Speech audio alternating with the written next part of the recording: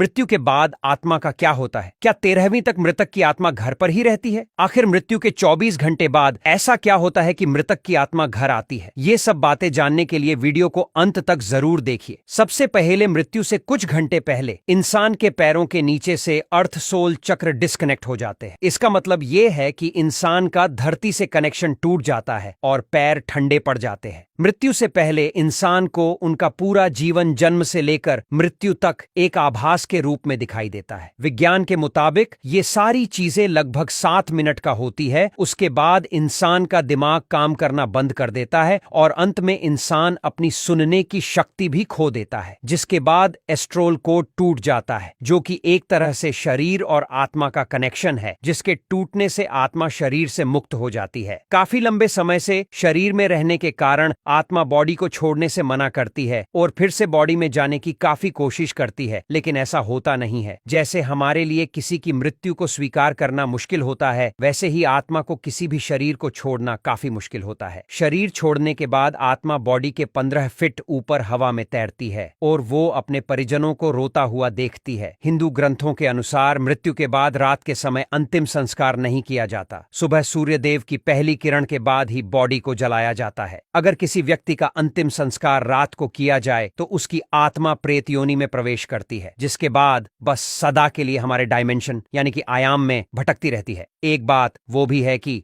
मृत्यु के बाद शव को एक पल के लिए भी अकेला नहीं छोड़ा जाता। अगर शव को रात भर घर में रखा जाए तो पूरा परिवार रात भर शव के पास जाते हैं। ऐसा इसलिए क्योंकि मान्यता है कि शव को अकेला छोड़ने पर बाहरी प्रेतों शव पर कब्जा कर लेते हैं, इसलिए कोई रात में शव को अकेला नहीं छोड़ते। ग्रंथों के मुताबिक अंतिम समय में 2 यमदूत आते हैं और वे मरने वाले के साथ उनके कर्मों के आधार व्यवहार करते हैं। अगर मरने वाला अच्छा आदमी है तो उसे जल्दी मोक्ष मिलता है, लेकिन वो पापी है तो यमदूतों के टॉर्चर से तड़प तड़प कर मरता है, जिसके बाद एक प्रकाश में गुफा से होते हुए यमदूत यमलोक लेके जाते हैं। बाद में आग से लथपथ वैतरणी नदी पार करते हुए आत्मा को जाना होता है। जिसने अच्छे कर्म किए हैं वो आसानी से इस नदी को पार कर लेता है, लेकिन अगर कोई पापी है तो उसे काफी पीड़ा भोगनी पड़ती है। फिर आत्मा को यमराज के सामने खड़ा कर दिया जाता है और चित्रगुप्त जी उस व्यक्ति के पाप और पुण्य का लेखा जोखा यमराज के सामने रखते हैं और इंसान के कर्म के आधार पर उसे स्वर्ग या नरक भेजा जाता है। गरुड़ पुराण में बताया जाता है कि कुल 36 प्रकार के नरक है, यहाँ व्यक्ति को सजा दी जाती है। अगर कोई व्यक्ति सुसाइड करके प्राण त्यागता है तो उसे बहुत ज्यादा कठिनाइयां सहनी पड़ती है, क्योंकि उस इंसान ने समय से पहले ही अपने शरीर को त्याग दिया है। गरुड़ पुराण के अनुसार हमारे वास्तविक जीवन में किए गए हमारे कर्म ही हमें स्वर्ग या नरक का रास्ता दिखाते हैं। अगर कोई साधु है तो उसे मोक्ष की प्राप्ति तुरंत हो जाती है। आपको लगता होगा कि ये सब इसे कैसे पता? बता दे कि गरुड़ देव, जिनका बल अतुलनीय है,